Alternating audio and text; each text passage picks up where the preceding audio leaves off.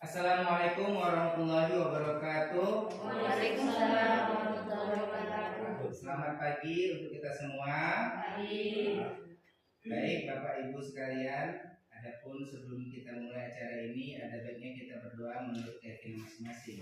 Berdoa dimulai. Selesai. Baik Bapak Ibu, selanjutnya adapun acara kita yaitu menyanyikan lagu Indonesia Raya. Kepada Bapak Ibu agar segera berdiri.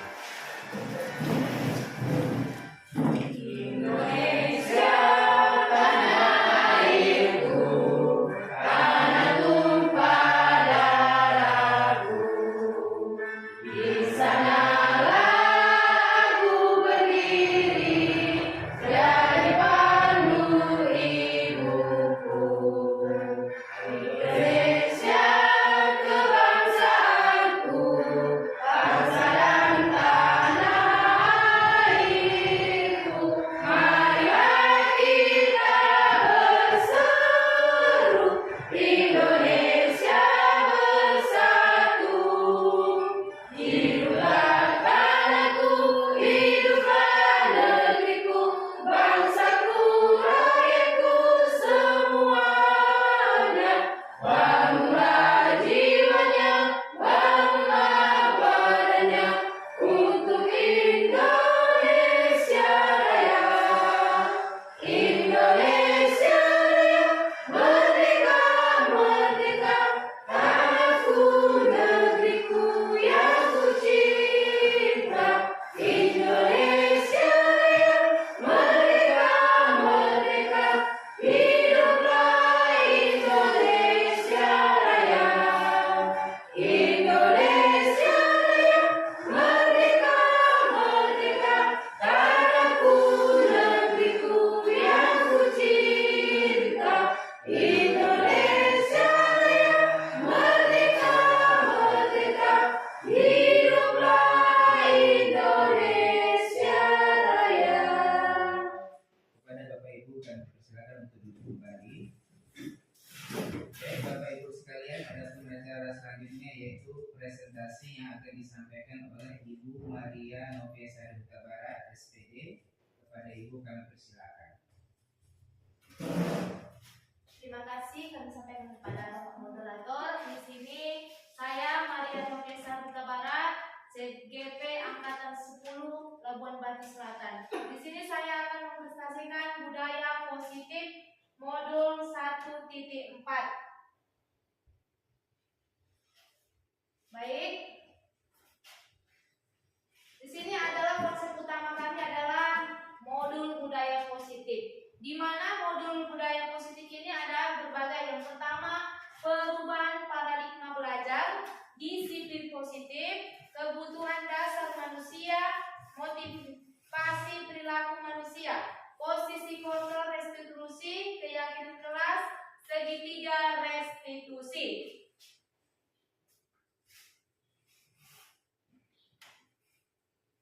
Lalu kita masuk yang pertama tadi Bu, pembelajaran paradigma baru.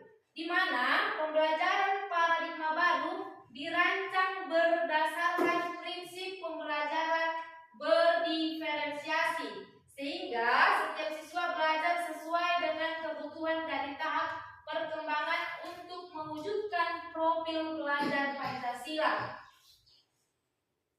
Budaya positif di sekolah yaitu nilai-nilai dan kebiasaan-kebiasaan di sekolah yang berpihak pada peserta didik agar mereka dapat berkembang menjadi pribadi yang kritis, penuh hormat dan bertanggung jawab, usia maupun sebagai anggota masyarakat. Untuk membangun budaya yang positif, sekolah perlu menyediakan lingkungan yang positif, aman dan nyaman agar murid-murid mampu berpikir, bertindak dan menciptakan dengan merdeka, mandiri dan bertanggung jawab. Selanjutnya, disiplin dikaitkan dengan kontrol. Dalam hal ini, kontrol guru dapat menghadapi murid. Anda dan teman Anda akan melakukan kegiatan coba lakukan. Di sini saya mempunyai kasus. Kita simak baik-baik. Anda adalah A, di mana kita adalah A. Tugas Anda adalah mengepalkan salah satu tangan Anda. Kita kepalkan tangan kita. Coba Anda bayangkan bahwa Anda menyimpan sesuatu yang sangat berharga di dalam kepalan tangan Anda. Kita bayangkan yang ada di dalam tangan kita ini sesuatu yang berharga. Anda perlu menjaga benda tersebut sekuat tenaga Anda karena begitu pentingnya untuk kehidupan Anda. Kita bayangkan ibu-ibu masing-masing apa yang ada di genggaman kita ini. Tugas rekan kita adalah mencoba dengan segala cara untuk membuka kepalan tangan. Coba kita Bapak Ibu samping kiri dan kanan, coba. Ada yang membuka dan ada yang menutup. Bagaimana perasaan Ibu? Saat Ibu membuka tangannya Ibu Buana, apa yang terjadi perasaan Ibu? Perasaan Ibu Buana? Saya takut terbuka.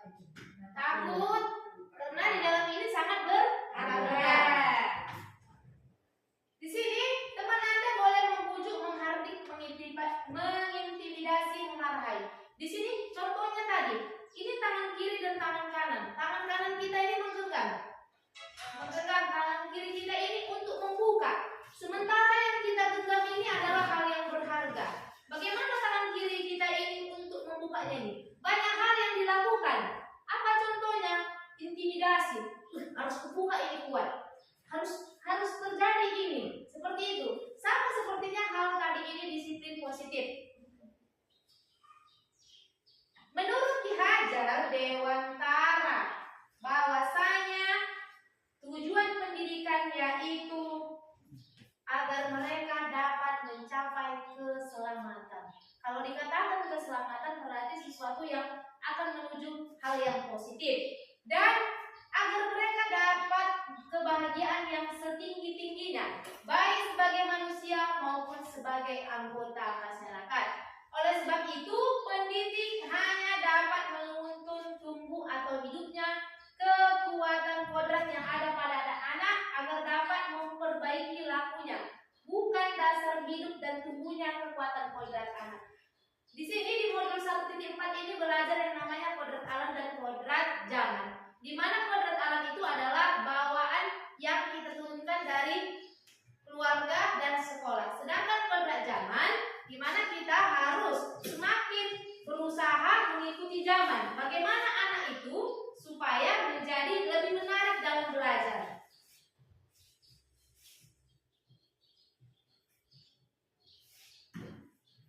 Kita sendiri memegang kontrol atas kepalan tangan kita. Itulah yang tadi, apakah kita membuka atau menutup dengan kepalan tangan kita, itu tergantung pada diri kita masing-masing sesuai dengan kebutuhan dasar kita saat ini. Ini yang dimasukkan adalah tadi kepalan tangan dan membuka. Jika kita tidak mau membuka, pasti ada pihak lain yang memaksa. Apa kita mau atau kita berusaha untuk mempertahankannya? Perubahan paradigma teori kontrol atau ilusi kontrol. Ilusi guru mengontrol murid. Ilusi bahwa kritik dan membuat orang merasa bersalah dapat menguatkan karakter. Ilusi bahwa semua penguat positif, efektif, dan bermanfaat. Ilusi bahwa orang dewasa memiliki hak untuk memaksa. Ini adalah kita guru mengontrol murid. Mengontrol bukan kita harus mengatur.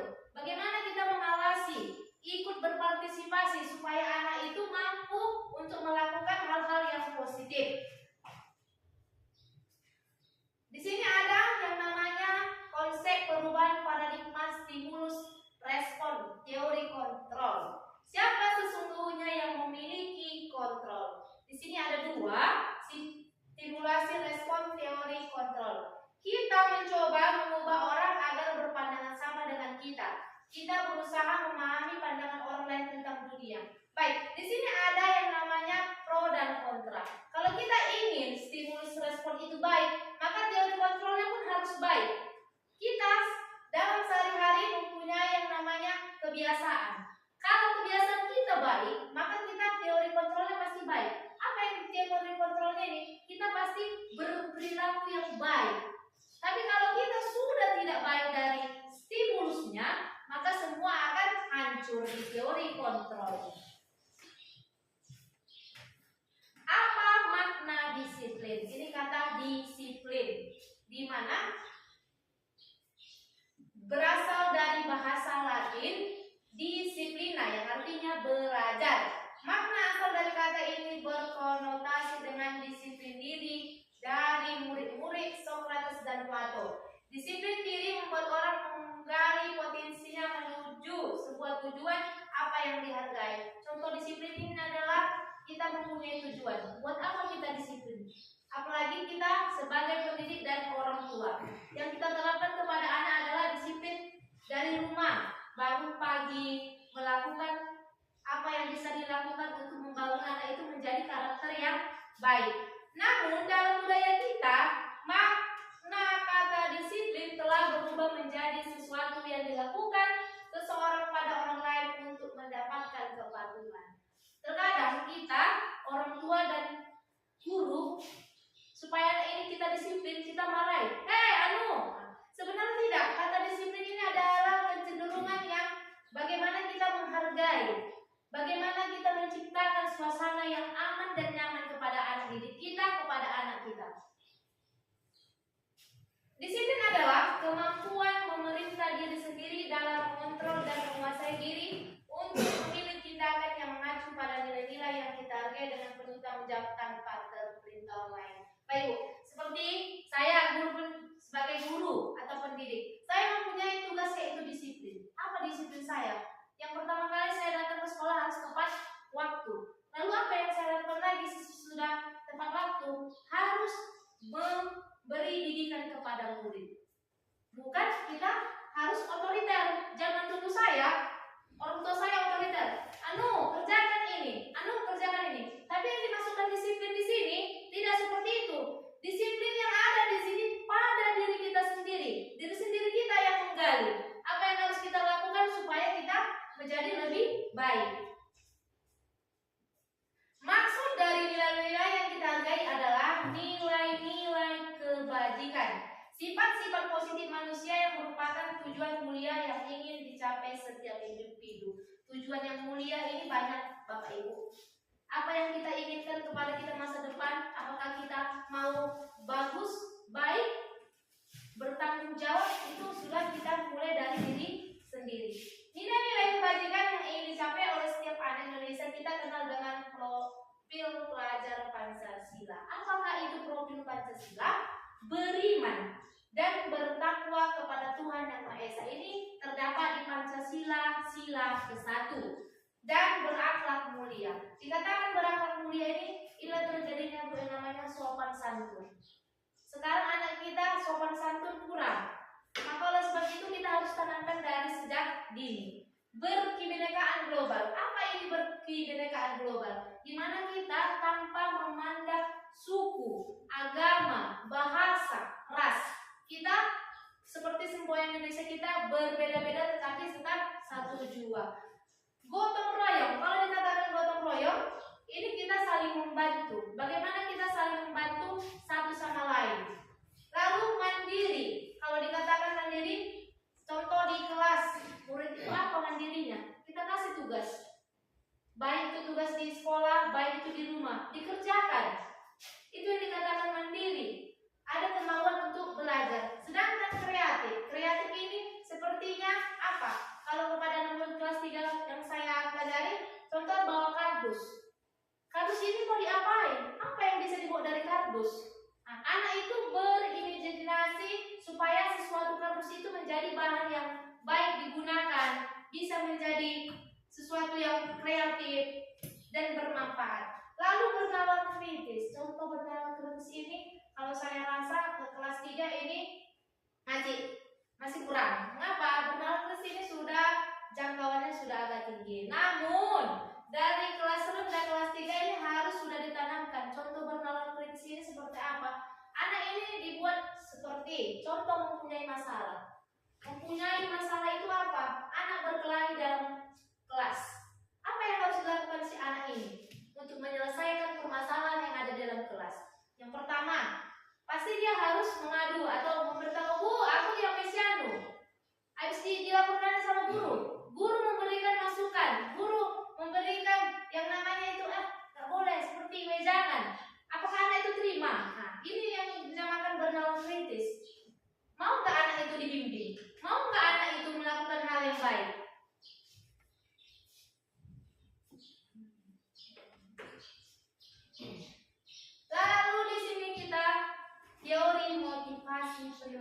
manusia. Yang tadi kita katakan ada di sini semua Bapak Ibu. Yang pertama motivasi eksternal, kedua motivasi eksternal, ketiga motivasi internal. Di sini kita mempunyai tujuan. Kalau dikatakan motivasi eksternal, yang pertama untuk menghindari ketidaknyamanan atau hukuman. Apa yang akan terjadi apabila saya tidak melakukannya? Ini hukuman. Contohnya buat anak murid kita, anak kita di rumah. Ayo cuci piring, ayo belajar. Tapi anak itu tidak mau. Maka kita pasti marah. Itulah yang dikatakan motivasi eksternal. Kita memang mau membuat bagus, tapi cara kita salah. Lalu yang kedua, motivasi eksternal untuk mendapatkan imbalan dari orang lain atau institusi. Apa yang akan saya dapatkan apabila saya melakukan? Anak sekarang, Bapak Ibu, kalau kita perhatikan, nak, kerjakan ini. Uang ya mak, beli es. Nah, ini perilaku eksternalnya yang terjadi. Anak itu harus kita beri imbalan baru mau melakukan sesuatu. Yang ketiga, motivasi internal. Inilah yang paling utama, internal, untuk menghargai diri sendiri. Saya akan menjadi orang seperti apa bila saya melakukannya. Baik Bapak Ibu, di sini intinya apa yang harus kita untuk menghargai diri sendiri. Kita sebagai orang tua, sebagai pendidik, kita harus menghargai diri sendiri. Contoh seorang pendidik, jangan kita sebagai pendidik hanya memberikan arahan, tapi kita tidak jadi panutan. Contohnya apa? Nah, datang ya tepat waktu, gurunya aja terlambat. Bagaimana kita menjadi panutan?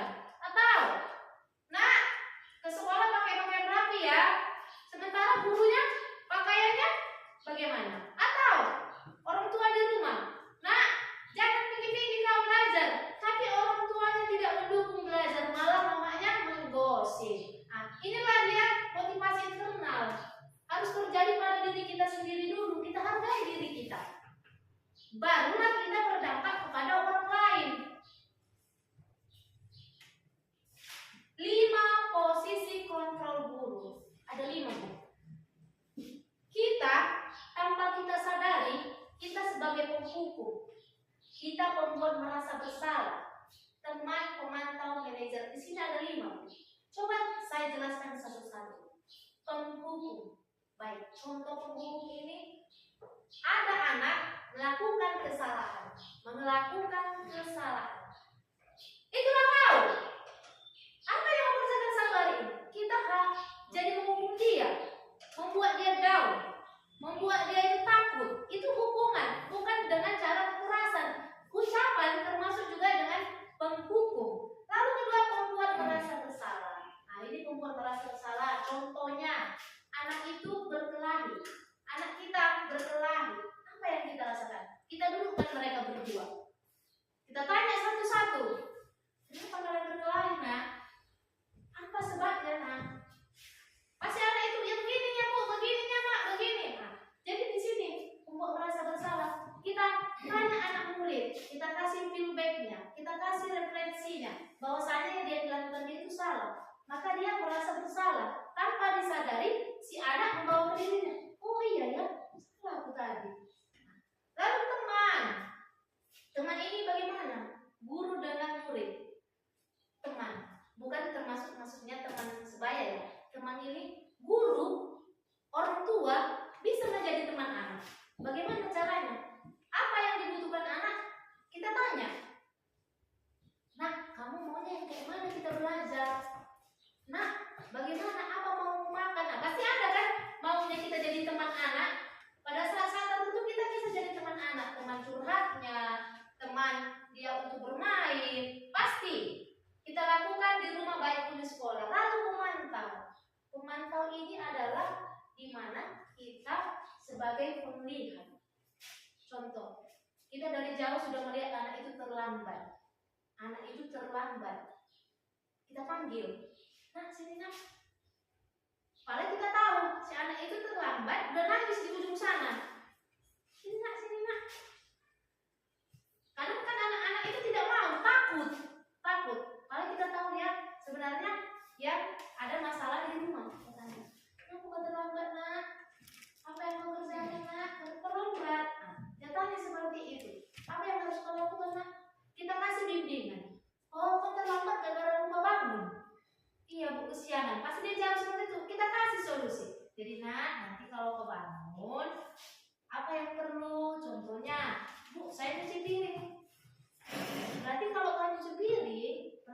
membangun lebih awal.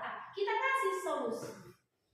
Yang terakhir inilah tuntutan bagi kita pendidik dan orang tua, manajer. Apa ini? Kalau dikatakan manajer berarti sudah tinggi kali tahtanya. Kalau dikatakan manajer ini berarti kita semua bisa, penghukum bisa, pembuat keras bersalah bisa, teman bisa, pemantau bisa.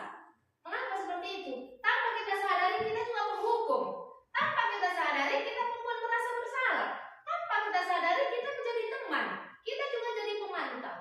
Tapi di sini bukan ini yang kita titik beratkan, melainkan manajer. Kita harus jadi manajer. Apa itu manajer? Serba bisa kalau dibilang. Orang tua itu serba bisa, pendidik itu serba bisa. Apa yang dibutuhkan anak, apa yang dibutuhkan murid, pasti kita harus memfasilitasinya. Walaupun tidak selamanya 100% berhasil.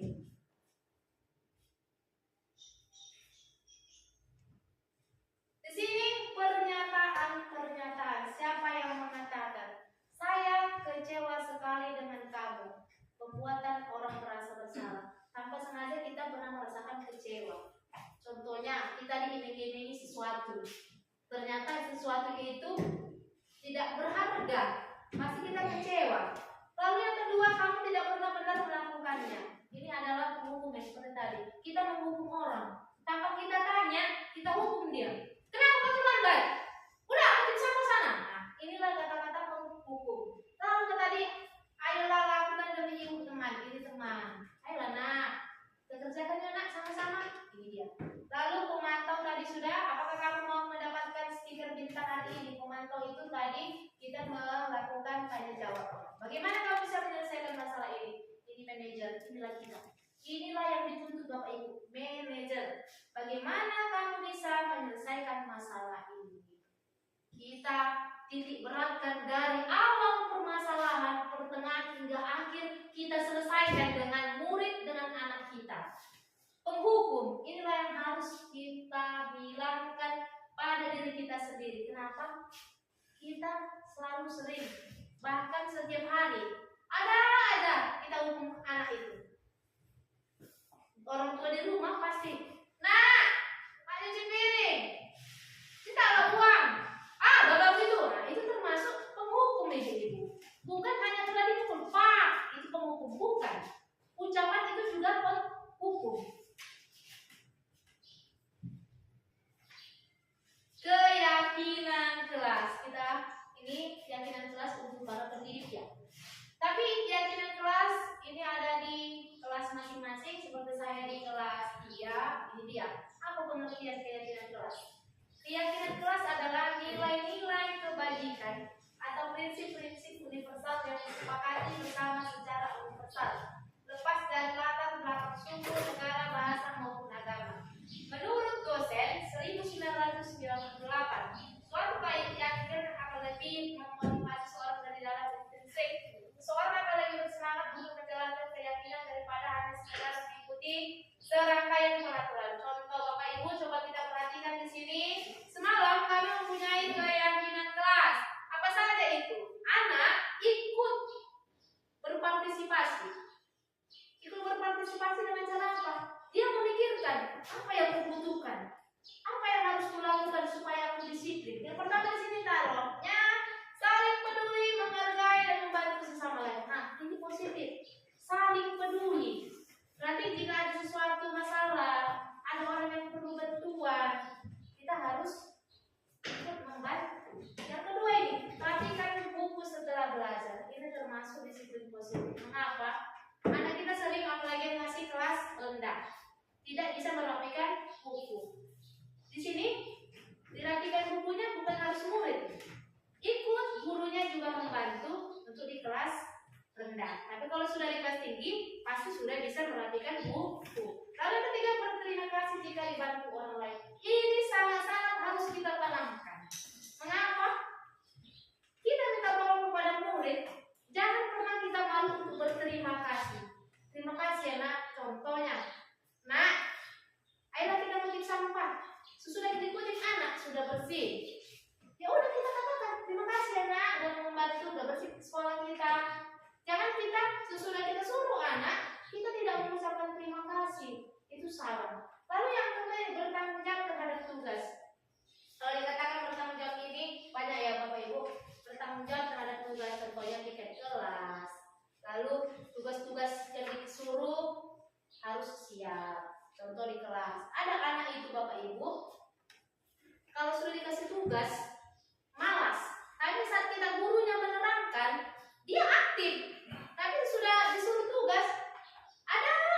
membuktikannya. Inilah yang dibuat supaya dia mengerti paham disiplin positifnya. Meminta maaf jika mempunyai kesalahan. Baik, anak kita sekarang harus kita tanamkan budaya karakternya, meminta maaf saat melakukan kesalahan. Bukan berkelahi. Contoh, anak zaman sekarang kalau saya lihat meminta maaf ini jarang, malah mengancam. Nah, inilah yang harus kita tanamkan. Meminta maaf apabila melakukan kesalahan. Meminta tolong jika memerlukan bantuan. Contoh saya sama anak kelas 3 menyuruh misalnya, nak tolong bisa minta tolong. Kita pun selalu lakukan sama adik. Nak bisa minta tolong cucian piring. Nak minta tolong kerjakan PR-mu. Bisa. Tidak membuat kita menjadi rendah, bukan. Kata-kata ini membuat kita karakter kita menjadi lebih baik.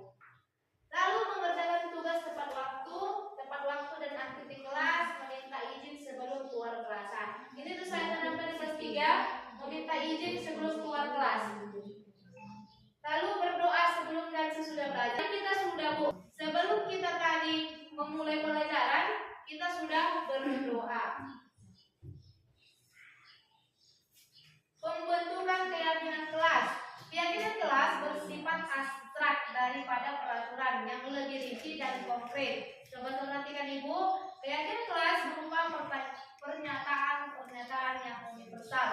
Pernyataan keyakinan kelas senantiasa dibuat dalam bentuk positif. Tadi hal-hal yang dibuat keyakinan kelas ini berdampak supaya budaya positif. Dan kelas hendaknya tidak terlalu banyak sehingga mudah diingat dan dipahami. Ini ada 12 ya keyakinan kelas murid saya.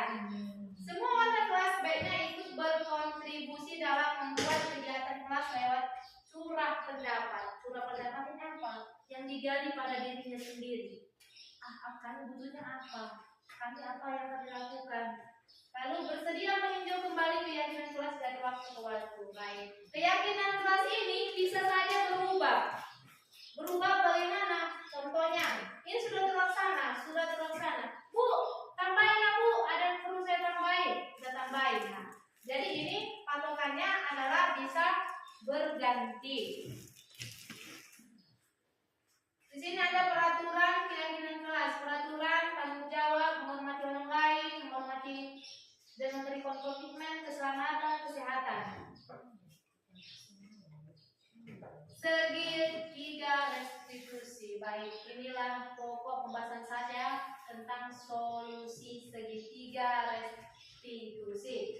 Baik, nanti Bapak Ibu saya kasih soal ini, maka kita jawab. Kita memahami apa kendalanya. Proses menciptakan kondisi bagi murid yang memperbaiki kesalahan mereka sehingga mereka bisa kembali pada kelompok mereka dengan karakter yang lebih kuat melalui restitusi guru. Dapat membantu murid menjadi lebih memiliki tujuan disiplin positif serta memulihkan dirinya setelah berbuat salah.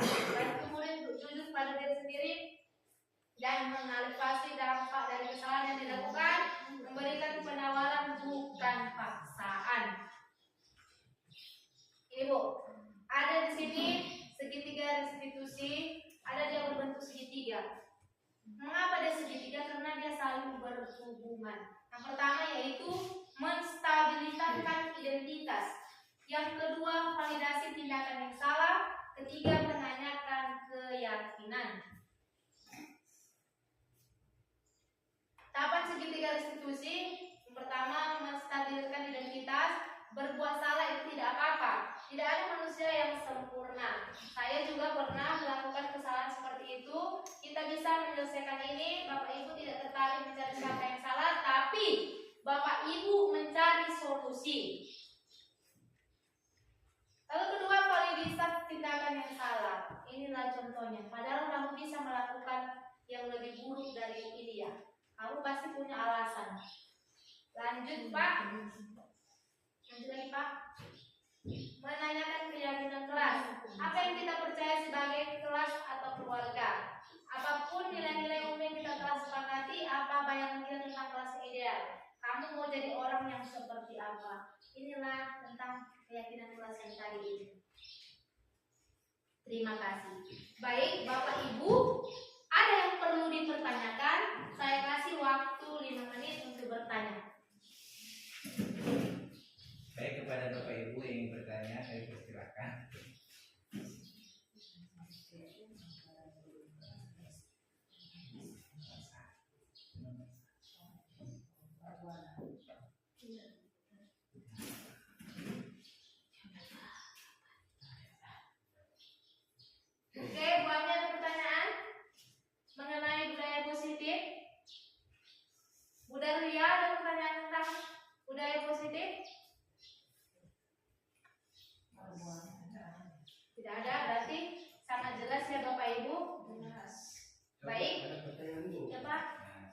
Coba buat dulu Bu, kira-kira apa kira-kira contoh budaya anak itu yang bersifat positif? Contoh budaya yang bersifat positif. Yang tadi kita titik poinnya adalah diri sendiri. Diri sendiri berbuat positif. Contoh Pak, kita datang ke sekolah, kita murid, kita tinjau. Murid datang ke sekolah, dia datang tepat waktu. Ini adalah budaya positif Pak. Lalu budaya positif gurunya apa? Itu tadi muridnya. Guru datang murid disalam, pagi nak, pagi bu, pasti seperti itu. Jadi ada timbal baliknya. Lalu contoh yang kedua Pak, mengutip sampah. Gurunya piket, nah kutip dulu sampah. Pasti muridnya repet. Supaya tindakan itu tidak terjadi, kita ikut. Kalau muridnya 5, pedoman kita 1. Nah itu kata-kata pedoman itu kita tunjukkan bahwa kita ikut partisipasi. Lalu yang ketiga Pak, contohnya. Contoh yang ketiga, berpakaian sesuai peraturan. Jangan kita tuntut anak supaya dia mengikuti peraturan. Sementara kita pendidiknya saja tidak mengikuti peraturan. Contoh, nah rambutmu udah panjang nih, dipotong. Besok dibilang lagi, nggak ada tukang pangkas bu. Bu, Pak Adi itu panjang ya rambutnya bu, katanya. Pasti ada anak yang jahil seperti itu. Jadi untuk menghindari itu, kita harus dulu dirinya sendiri, pendidiknya juga harus ada timbal baliknya Bapak Ibu. Sampai sini Pak? Ya, paham Bu. Ada yang lain? Ada lagi? Baik, kita satu kasus. Kasus saya perhatikan di depan. Saya buat kasus, saya bagikan dulu kertas supaya ibu bapak membacanya.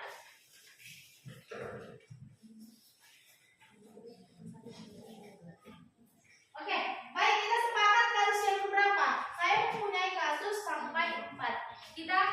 Kita buat di kasus berapa Bapak Ibu? Kita berpedoman di kasus berapa yang kita selesaikan hari ini? Kasus 1. Oke, baik Bu dulu ya. Kasus 1. Kita baca bersama-sama ke depan. Baik, kita baca ke depan. Kasus yang pertama, guru matematika dan wali kelas 8, Ibu Santi sakit, sehingga tidak dapat masuk dan mengajar. Akhirnya dicarikan guru pengganti. Ibu Eni dan 2 tahun menjadi guru SMP. Beberapa murid perempuan, Vivi dan Natali, mengetahui hal ini dan mulai menggunakan kesempatan dan bersikap seenaknya, tertawa dan tidak mengindahkan kehadiran Bu Eni. Bu Eni mencoba menyapa Vivi dan Natali dengan ramah sambil mengingatkan mereka untuk tetap fokus pada pengerjaan tugas. Ayolah, tugasnya dikerjakan, nanti ibu ditegur kepala sekolah. Kalau kalian tidak kerjakan tugas, tolong bantu ibu ya, kata gurunya. Namun Vivi dan Natali malah jadi tertawa. Ah, ibu, santai aja. Mereka tetap tidak mengerjakan tugas dan malah mengobrol. Nah, di sini terjadi masalah. Lalu, keesokan harinya, Ibu Santi memanggil Vivi dan Natali serta menanyakan tentang laporan Ibu Eni. Ibu Santi menanyakan apakah mereka bersedia melakukan memperbaiki masalah yang ada. Vivi dan Natali sempat ragu-ragu dan membela diri, namun pada akhirnya mengatakan akan meminta maaf. Ibu Santi menanggapi bahwa tindakan itu boleh saja dilakukan bila mereka sungguh-sungguh ingin meminta maaf. Namun, Santi akan kembali apa yang mereka bisa lakukan untuk menggantikan rasa tidak hormat kepada Ibu Santi. Baik Vivi maupun Natali mengakui bahwa perilaku mereka tidak sesuai dengan keyakinan kelas. Keyakinan kelas yang kita buat tadi, Ibu Santi melanjutkan kembali apa yang akan mereka lakukan untuk memperbaiki masalah. Apakah alasannya? Setelah lebih kesana, Natali sebuah diskusi kelompok dengan teman-teman kelasnya. Tema yang mereka pilih adalah penerapan keyakinan kelas, terutama tentang sikap saling menghormati dan bagaimana penerapannya di kehidupan sehari-hari di sekolah. Usulan kedua adalah mengirim email kepada Ibu Eni tentang gagasan mereka tersebut. Mereka pun memberitahu Bu Eni bahwa mereka telah memberitahu kepada Bapak sekolah Pak Hasan. Baik, di sini ada pertanyaannya. Pertanyaannya, dalam kasus ini di atas langkah restitusi apa saja yang sudah dijelaskan oleh Ibu Santi. Tadi langkah-langkah restitusi itu ada 3. Yang pertama menstabilasikan, yang kedua validasi kasus, yang ketiga adalah menjadi guru pendidik yang mempunyai manajer. Oke, baik Bapak Ibu, saya kasih coba kerjakan untuk beberapa menit. Baik, coba siapa yang ingin menjelaskan?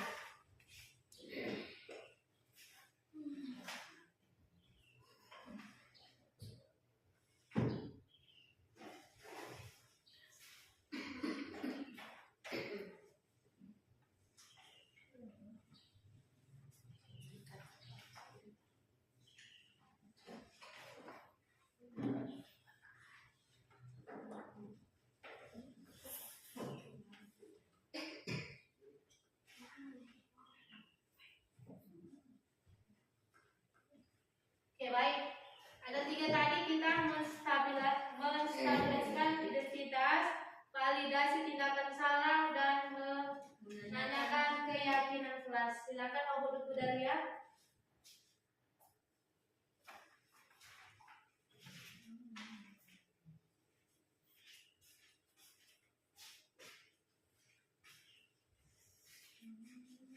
Menstabilkan identitas. Ibu Santi memanggil Pipi dan Natali serta menanyakan tentang laporan Ibu Eni. Ibu Santi menanyakan apakah mereka bersedia melakukan memperbaiki permasalahan yang ada. Pipi dan Natali sempat ragu-ragu dan membela diri, namun pada akhirnya mengatakan akan meminta maaf. Validasi tindakan yang salah. Ibu Santi menanggapi bahwa tindakan itu boleh saja dilakukan bila mereka sungguh-sungguh ingin meminta maaf. Namun Ibu Santi menanyakan kembali apa yang mereka bisa lakukan untuk menggantikan rasa tidak dihormati Ibu Santi. Baik Pipi maupun Natali mengakui bahwa perilaku mereka tidak sesuai dengan keyakinan kelas. Menanyakan keyakinan, Ibu Santi melanjutkan kembali apa yang akan mereka lakukan untuk memperbaiki masalah. Apakah ada gagasan? Terima kasih kepada Ibu Dalia. Terima kasih Bu. Baik. Kepada Bapak Ibu, berarti kita sudah mampu menerapkan segitiga restitusi. Baik, dari sini ada lagi yang kurang jelas.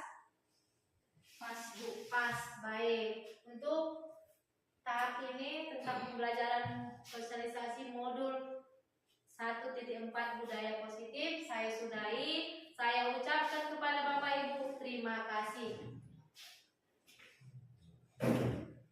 Baik, terima kasih kepada Ibu Maria atas presentasinya. Namun sebelum kita tutup acara ini, ada baiknya kita berdoa terlebih dahulu. Doa dimulai, doa selesai. Baik, demikian acara kita kali ini. Mudah-mudahan ada manfaat bagi kita semua.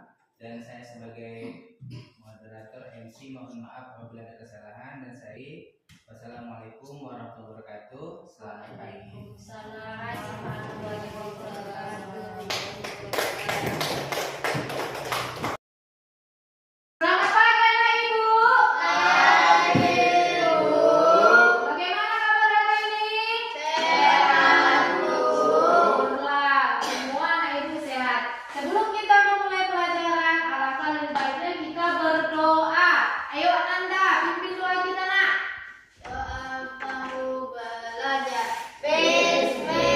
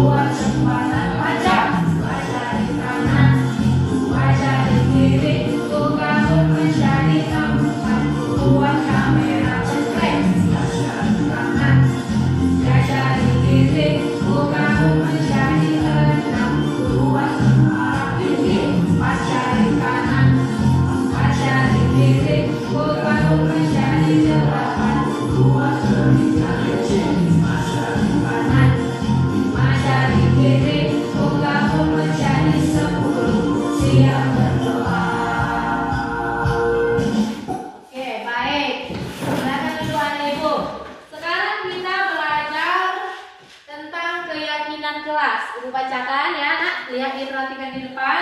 Piagam kelas adalah nilai-nilai kebajikan atau prinsip-prinsip universal yang disepakati bersama secara universal, lepas dari latar belakang, suku, negara, bahasa maupun agama. Baik, sekarang kita nak belajar tentang keyakinan kelas.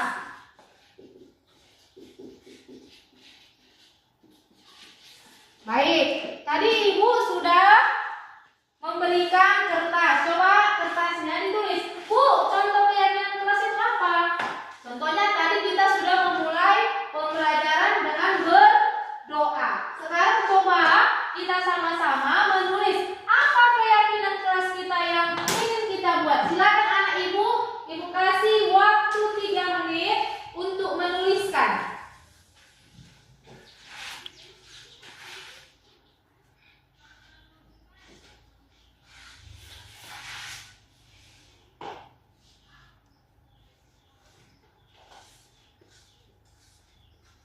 Sudah ada yang siap? Sudah. Silakan, coba dibacakan Alif. Apa yang kamu buat? Saling peduli, menghargai, dan membantu sama lain. Oke, satu lagi Alif. Rapikan buku setelah belajar. Rapikan buku setelah belajar. Ayo, silakan ditempel nak. Silakan ditempel.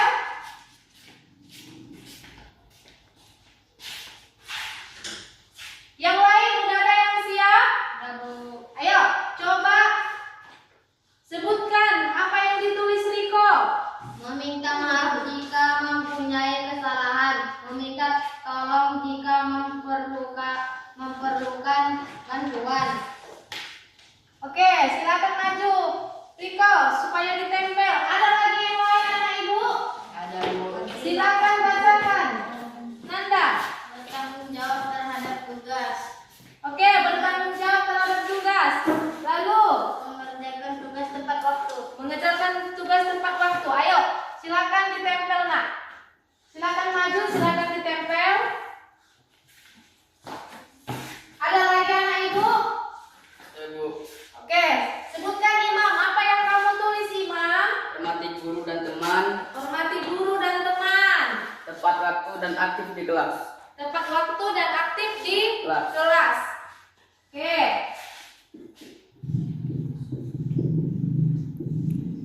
Silakan ditempel.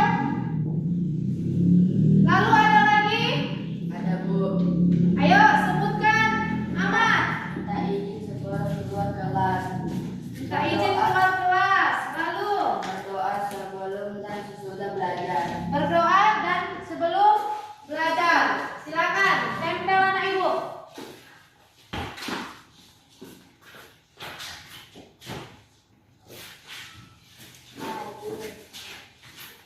Siapa lagi? Bayu. Silakan Bayu.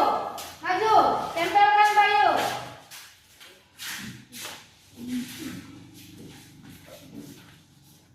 Tempelkan Ahmad. Silakan ditempel.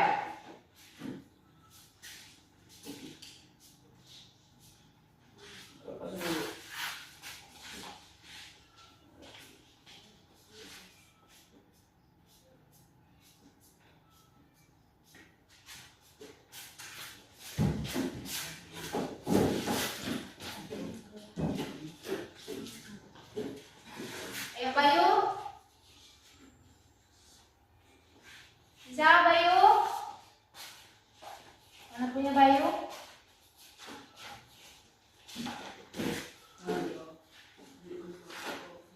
Yo, ayo.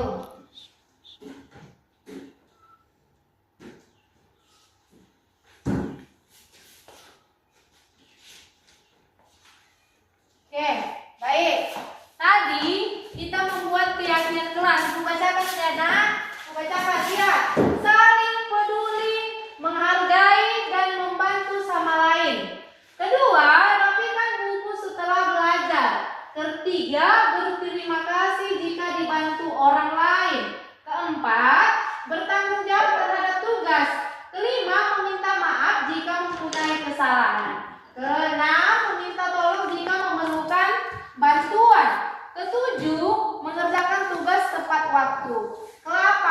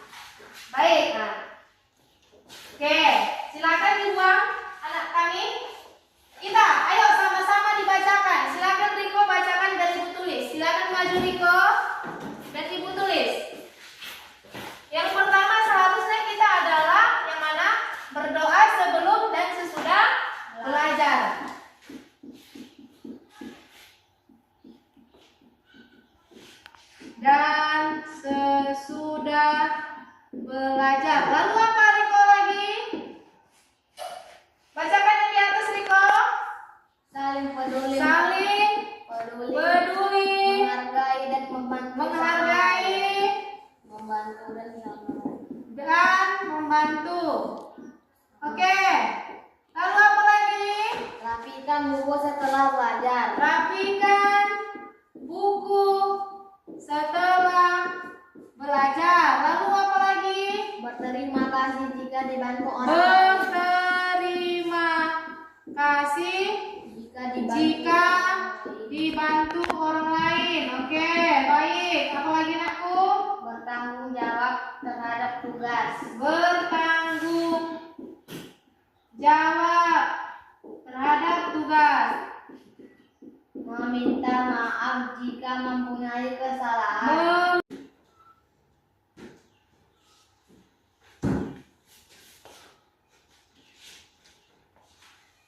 Oke, baik. Tadi kita membuat keyakinan kelas. Bacakan ya, nak. Bacakan ya. Saling peduli, menghargai dan membantu sama lain. Kedua, rapikan buku setelah belajar. Ketiga, berterima kasih jika dibantu orang lain. Keempat, bertanggung jawab terhadap tugas. Kelima, meminta maaf jika mempunyai kesalahan. Keenam, meminta tolong jika memerlukan bantuan. Ketujuh, mengerjakan tugas tepat waktu. Kedelapan, tepat waktu dan aktif di kelas. Kesembilan, minta izin sebelum keluar kelas. Kesepuluh, berdoa sebelum dan sesudah belajar. Kesebelas, hormati guru dan teman. Ke-12, bekerja sama menjaga kebersihan. Ke-13, menjaga dan meletakkan barang sesuai tempatnya. Oke, sekarang kita bahas bekerja sama menjaga kebersihan. Coba lihat tadi. Tadi kita sudah melengketkan. Coba kita jaga kebersihan. Coba diambil, dikutip, Imam. Nah, ini adalah contoh keyakinan kelas kita yang kita tulis tadi. Coba. Baik. Nah. Oke, silakan dibuang anak kami. Kita, ayo sama-sama dibacakan. Silakan Riko bacakan dari ibu tulis. Silakan maju Riko dan ibu tulis. Yang pertama seharusnya kita adalah yang mana? Berdoa sebelum dan sesudah belajar.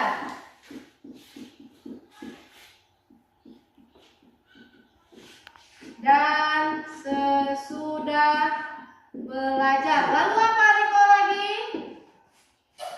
Bacakan yang di atas Riko. Saling peduli. Saling peduli. peduli, Menghargai dan membantu. menghargai Membantu dan menolong. dan membantu. Oke. Lalu apa lagi? Rapikan buku setelah belajar. Rapikan buku setelah belajar. Lalu apa lagi? Berterima kasih jika dibantu orang lain. Berterima kasih jika dibantu orang lain. Oke, baik. Apa lagi nakku? Bertanggung jawab terhadap tugas. Bertanggung jawab terhadap tugas. Meminta maaf jika mempunyai kesalahan. Meminta maaf jika mempunyai kesalahan. Meminta tolong jika memerlukan bantuan. Meminta tolong jika memerlukan Bantuan. Oke, apa lagi anakku? Mengerjakan tugas tepat waktu. Mengerjakan tugas tepat waktu. Lalu apa lagi anakku? Tepat waktu dan aktif di kelas. Tepat waktu dan aktif di kelas. Lalu apa anakku? Minta izin sebelum Meminta izin sebelum keluar kelas. Lalu apa nak? berdoa sebelum dan sesudah belajar. Oke, tadi berdoa sebelum dan sesudah belajar sudah. Apa lagi nak? Hormati guru Hormati guru dan teman. dan teman. Lalu Bekerja sama menjaga kebersihan.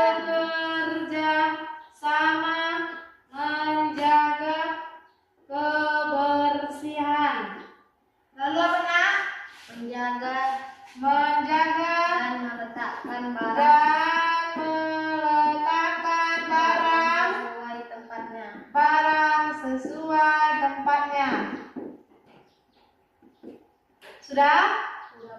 Oke, baik, silakan duduk buat Riko. Terima kasih atas bantuannya Riko. Baik, sekarang kita sudah mempunyai keyakinan kelas. Kita baca bersama.